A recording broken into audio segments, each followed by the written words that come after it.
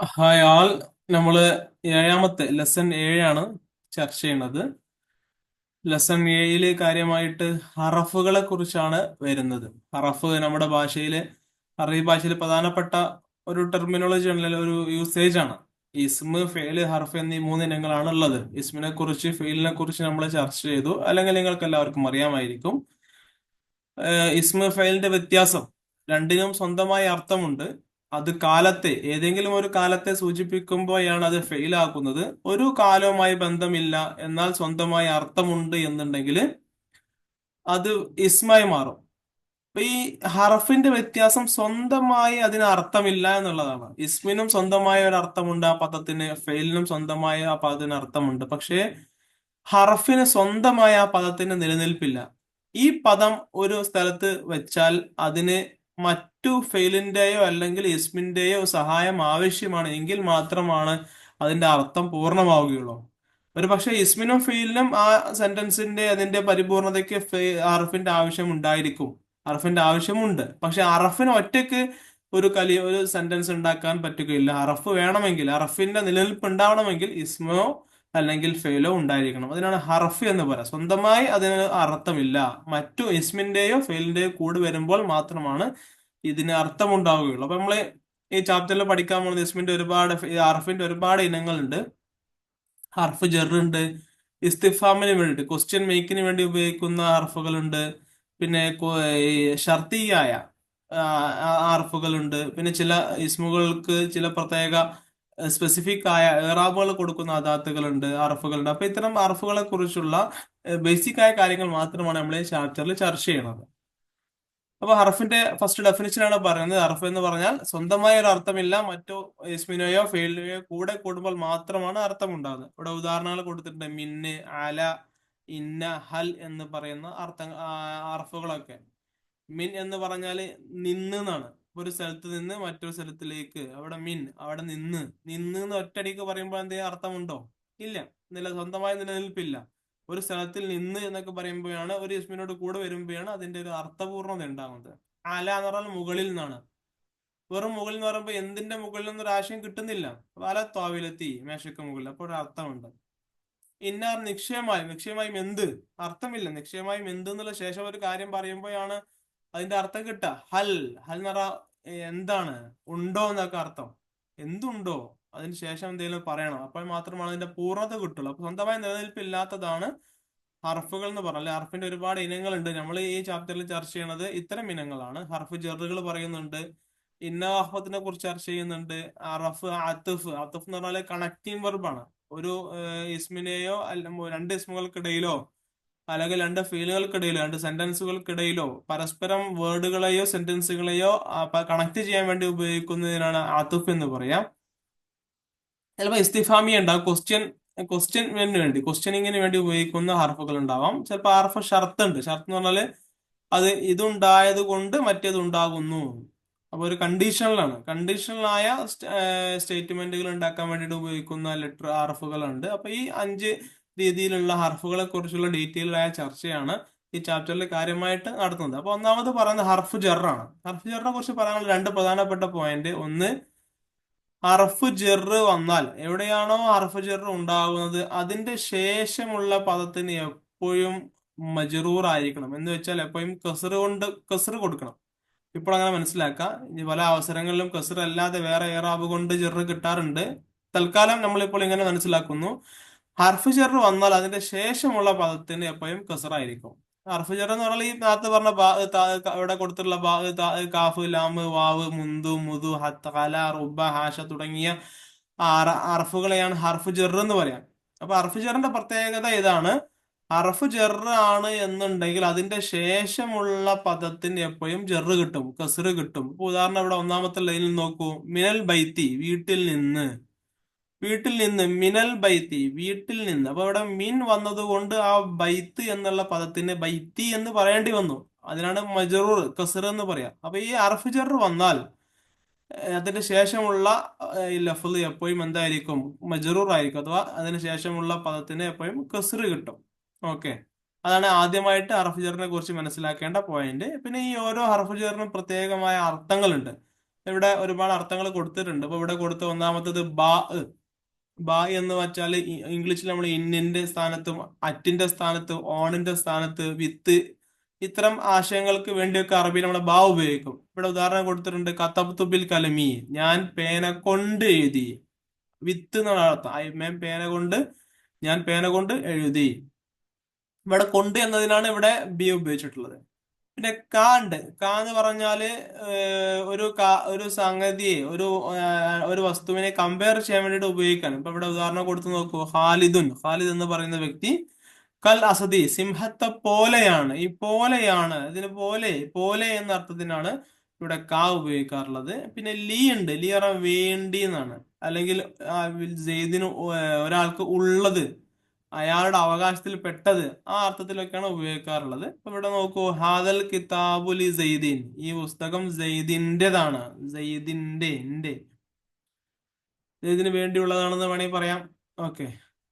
പിന്നെ വാവ് ഉണ്ട്. വാവ് എന്ന് പറഞ്ഞാല് വാവ് രണ്ട് വാവുകൾ ഉണ്ട്. ഇവിടെ അർഫുജറിന്റെ വാവുണ്ട്. ഇവിടെ നമ്മൾ പറഞ്ഞ ഹർഫുജറിന്റെ വാവാണ്. അതൊരു ജുംലന്റെ സ്റ്റാർട്ടിങ്ങിലൊക്കെ വാവ് വന്നാല്, ഇപ്പൊ ഉദാഹരണം വല്ലാഹി, അള്ളാഹുവിനെ തന്നെ സത്യം.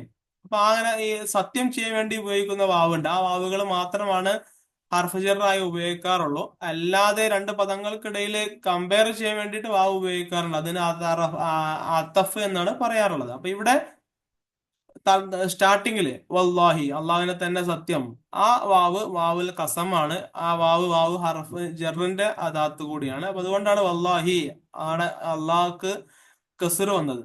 അപ്പൊ സ്റ്റാർട്ടിങ്ങില് സത്യം ചെയ്യാൻ വേണ്ടി ഉപയോഗിക്കുന്ന വാവ് ഹർഫ് ജറാണ് എന്ന് മനസ്സിലാക്കുക. പിന്നെ മുന്തുണ്ട്. മുന്ത് പറഞ്ഞാൽ മുതൽ എന്നൊക്കെ. ഇംഗ്ലീഷിൽ നമ്മൾ സിൻസ് എന്ന് പറയുന്നതിന്റെ സ്ഥാനത്താണ് അറബിയിൽ മുന്ത് എന്ന് പറയാം. ഉദാഹരണം മുന്ത് യൗമുൽ ജുമുഅത്തി, വെള്ളിയാഴ്ച ദിവസം മുതൽ മുന്തു. പിന്നെ മറ്റൊരു ഹർഫ് ജറാണ് മിൻ എന്നുള്ളത്. മിൻ എന്ന് പറഞ്ഞാൽ പറഞ്ഞു നിന്നാണ്.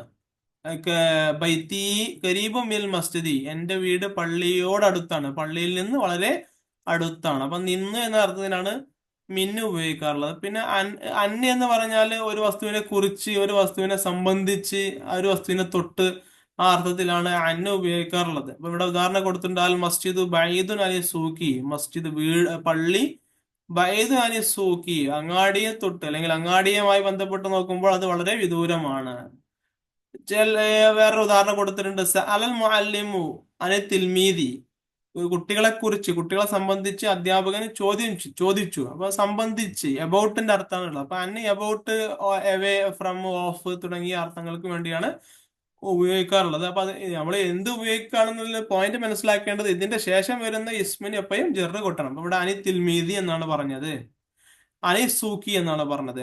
ഫസ്റ്റത്തെ ഒന്നാമത്തെ ലൈനിലുള്ള ഉദാഹരണത്തിൽ മിനൽ മസ്ജിദി. അപ്പൊ അതിന്റെ ശേഷമുള്ള ഭാഗത്തിന് എപ്പോഴും നമ്മൾ ജെറ് കൊടുക്കും. അതാണ് ഏറ്റവും ശ്രദ്ധിക്കേണ്ട പ്രധാനപ്പെട്ട പോയിന്റ്. പിന്നെ ഫീ എന്ന് പറഞ്ഞാല് ഇൽ എന്നർത്ഥം. ഇൽ. അപ്പൊ ഇവിടെ ഉദാഹരണം കൊടുത്ത തുല്ലാബു, കുട്ടികൾ, ഫിൽ മദ്രസയിൽ. അപ്പൊ ഇൽ എന്നർത്ഥമാണ് ഫീക്ക് കിട്ടാറുള്ളത്. പിന്നെ അടുത്ത ഇലയുണ്ട്. ഇല എന്ന് പറഞ്ഞാല് ലേക്ക് എന്നർത്ഥം. ലേക്ക്. ഇവിടെ നോക്കൂ, ഖാലിദ് മദ്രസയിലേക്ക് പോയി. നമ്മൾ ടു എന്ന അർത്ഥത്തിൽ ഇംഗ്ലീഷിൽ ഉപയോഗിക്കുന്ന അതേ സ്ഥാനത്താണ് ഇലയുള്ളത്. പിന്നെ ഹത്തയുണ്ട്. ഹത്ത എന്ന് പറഞ്ഞാൽ വരെ എന്നർത്ഥം. ടിൽ അപ് ടു എന്നൊക്കെ ഇംഗ്ലീഷിൽ പറയുന്ന അതേ സ്ഥാനത്താണ് ഹത്ത ഉപയോഗിക്കാറുള്ളത്. അപ്പൊ ഉദാഹരണം ഇവിടെ നോക്കൂ, ഖറഅതു ഹത്ത സ്വബാഹി, ഞാൻ പ്രഭാതം വരെ പഠിച്ചു, വായിച്ചു. ഓക്കെ. അപ്പോ വരെ. ആല എന്ന് പറഞ്ഞാല് ഓൺ നമ്മൾ ഇംഗ്ലീഷിൽ ഉപയോഗിക്കുന്നതാണ്. അൽ വലതു അല സഖഫി, കുട്ടി മച്ചിന് മുകളിലാണ് എന്നർത്ഥം. അപ്പൊ ഇതൊക്കെയാണ് ഹർഫ് ജറുകള്. അപ്പൊ പോയിന്റ് ഇതാണ്, ഈ ഹർഫ് ജറുകളൊക്കെ വന്നാൽ അതിന് ശേഷമുള്ള പദത്തിന് നമ്മൾ ജെറ് കൊടുക്കുന്നു. ഈ പോയിന്റ് ക്ലിയർ ആയോ? ക്ലിയർ ആയല്ലോ അല്ലെ? അപ്പൊ അത് ഇനി അടുത്ത ഒരു പോയിന്റ്, ഇന്നവ അഹ്വാത്തുഹ എന്ന് പറഞ്ഞ കുറച്ച് സാധനങ്ങളുണ്ട്. ഇന്നവ അഹ്വാത്ത് എന്നുള്ള അത് ഇന്നയുടെ നിയമം മനസ്സിലാക്കുക. ഇന്നയുടെ നിയമം എന്താ വെച്ചാല്, ഇന്ന എപ്പോഴും ഇസ്മിന്റെ കൂടെയാണ് വരാറുള്ളൂ. ഒന്നാമത്തെ പോയിന്റ്, അത് ഇന്നയുടെ ശേഷം എപ്പോഴും ഒരു ഇസ്മായിരിക്കും ഉണ്ടാവാം. രണ്ടാമത്തെ പോയിന്റ്, ആ ഇസ്മിന് എപ്പോഴും എന്ത് കൊടുക്കണം? നെസ്ബ് കൊടുക്കണം. നമ്മൾ നേരത്തെ ഹർഫ് ജെറ് പഠിച്ചല്ലോ. ഹർഫ് ജെറ് വന്നാൽ അതിന്റെ ശേഷമുള്ള ഇസ്മിന് എപ്പോഴും ജെറ് കിട്ടും എന്ന് പറഞ്ഞു. അതേപോലെ ഇന്ന വന്നാൽ ഇന്നന്റെ ശേഷമുള്ള ഇസ്മിന് എപ്പോഴും എന്ത് കൊടുക്കണം? നെസ്ബ് കൊടുക്കണം. ഓക്കെ, പിന്നെ അതിന് ശേഷം മറ്റൊരു ഇസ്മു കൂടി വരും, ആ ഇസ്മിന് റഫും കൊടുക്കണം. അപ്പൊ ഇതേ ഇതാണ് ഇന്നയുടെ അമൽ, ഇന്നയുടെ പ്രവർത്തനം എന്ന് വെച്ചാൽ ഇന്ന വരുമ്പോൾ ശേഷം ഒരു ഇസ്മു ഉണ്ടാകുന്നു, അതിന് നെസ്ബ് കൊടുക്കുന്നു, അതിന് ശേഷമുള്ള ഇസ്മിന് റഫും കൊടുക്കുന്നു. അപ്പൊ ഇതേപോലെ അറബി ഭാഷയിൽ ഉപയോഗിക്കുന്ന 6 പദങ്ങളുണ്ട്. ഇന്നയുണ്ട്, അന്നയുണ്ട്, അന്ന, ലൈത്ത, ലഅല്ല, ലാക്കിന്ന. ഈ 6 പദങ്ങളെയാണ് ഇന്നവ അഹ്വാത്തു എന്ന് വിളിക്കുക. ഇന്നയും ഇന്നയുടെ സഹോദരിമാരും. ഇന്നയുടെ സഹോദരിമാർ ഇന്നയുടെ അതേപോലെ തന്റെ ശേഷമുള്ള ഇസ്മിന് നസ്ബും അതിന്റെ ശേഷമുള്ള ഇസ്മിന് റഫും ചെയ്യുന്ന രീതിയിലുള്ള 6 പദങ്ങളെയാണ് ഇന്ന വ അഹ്വാത്തുഹ എന്ന് പറയാം. അപ്പൊ ഇന്ന അഹ്വാത്തുഹയും ഒരു ഹർഫാണ്. ഓക്കെ, അതാണ് ഇവിടെ ഇന്ന, അന്ന, അന്ന, ലാക്കിന്ന, ലൈത്ത, ലഅല്ല. ഈ 6 പദങ്ങളാണ് ഇന്ന വാഹ്വാത്ത് കൊണ്ട് ഉദ്ദേശിക്കുന്നത്. അതിന് ഇന്നയുടെയും അന്നയുടെയും അർത്ഥം നിശ്ചയമായും എന്നാണ്. അന്ന എന്ന് പറയുമ്പോൾ പോലെയാണെന്ന് അർത്ഥം കിട്ടും. ലാക്കിന്ന എന്ന് പറയുമ്പോൾ പക്ഷേ എന്ന് അർത്ഥം കിട്ടും.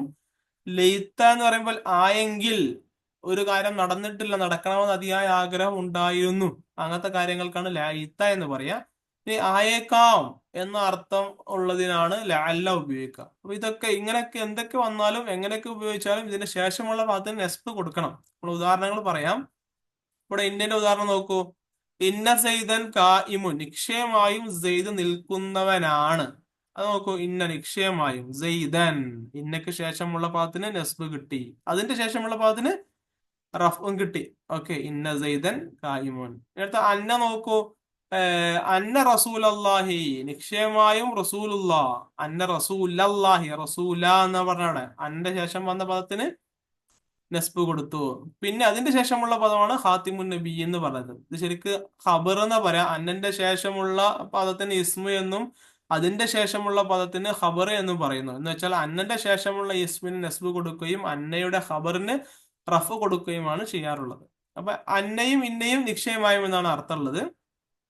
ഈ അന്നയും ഇന്നയും എന്താണ് വ്യത്യാസം? രണ്ട് നിശ്ചയമായുള്ള അർത്ഥം. പിന്നെ എന്തിനാണ് അന്ന ഇന്ന എന്നുള്ള 2 വ്യത്യസ്തമായ പദങ്ങൾ ഉപയോഗിച്ചു എന്നുള്ളതൊക്കെ ഡീറ്റെയിൽ ആയ നഹവിയായ ചർച്ചകളാണ്.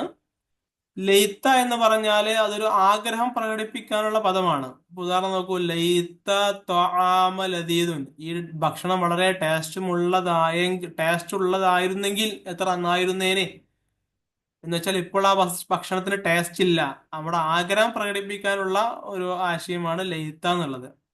ഓക്കെ, അപ്പൊ ആശയം എന്താ? ലൈത്തന്റെ ശേഷം വന്ന പദത്തിന് താമ എന്ന് പറഞ്ഞ നസ്ബ് കിട്ടി, അതിന്റെ ശേഷം വന്ന പദത്തിന് ഖബറിന് ലദീദുൻ റഫും കിട്ടി. പിന്നെ അടുത്ത് അന്ന എന്നുള്ള ആയതുപോലെയുണ്ട് എന്നാണ്.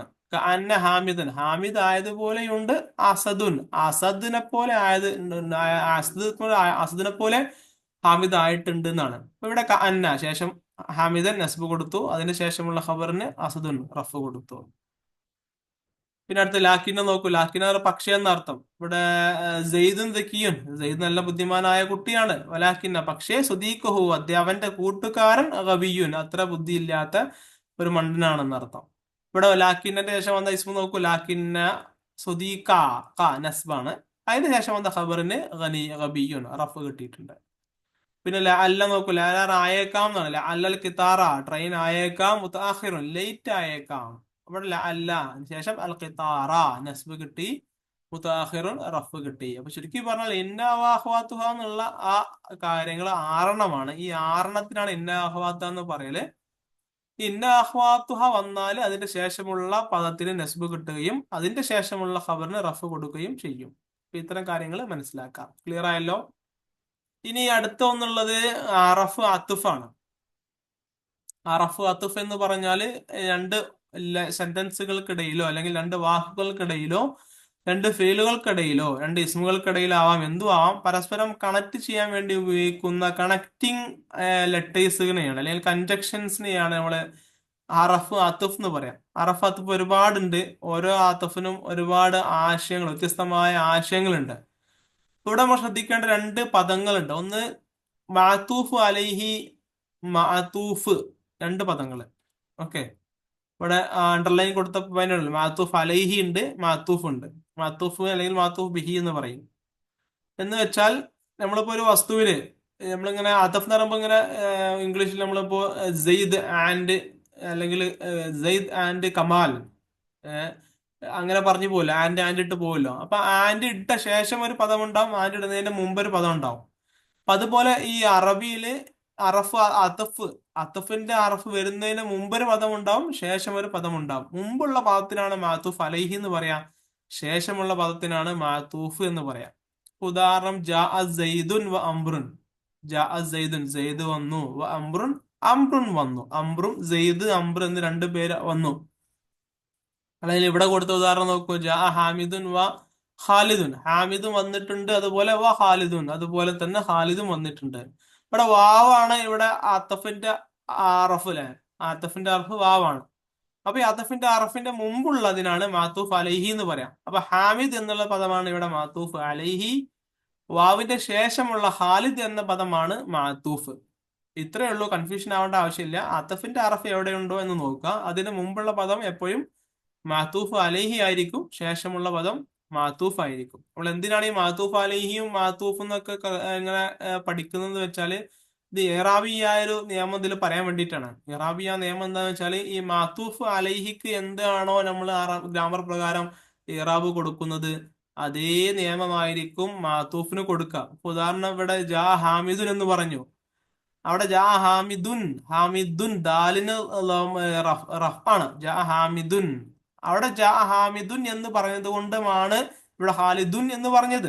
ഇനി അവിടെ ഹാമിദൻ എന്നാണെങ്കിൽ ഖാലിദൻ എന്നാകണം, ഹാമിദിൻ എന്നാണെങ്കിൽ ഖാലിദിൻ എന്നാകണം. അപ്പൊ മാത്തൂഫ് അലൈഹിക്ക് എന്താണോ ഇറാബ് ഉള്ളത്, മാത്തൂഫ് അലൈഹിയുടെ ഹർക്കത്ത് എന്താണോ അതേ ഹർക്കത്ത് തന്നെയാണ് മാത്തൂഫിന് കിട്ടേണ്ടത്. എന്നുവെച്ചാൽ വാവിന്റെ അദാത്ത്, വാവ് മാത്രമല്ല ഹറഫ് ആത്തഫിന്റെ മുമ്പ് എന്താണോ ഇറാബ് ഉള്ളത് അതേ നിയമമായിരിക്കണം അതിന് ശേഷമുള്ളതിനും കൊടുക്കേണ്ടത്.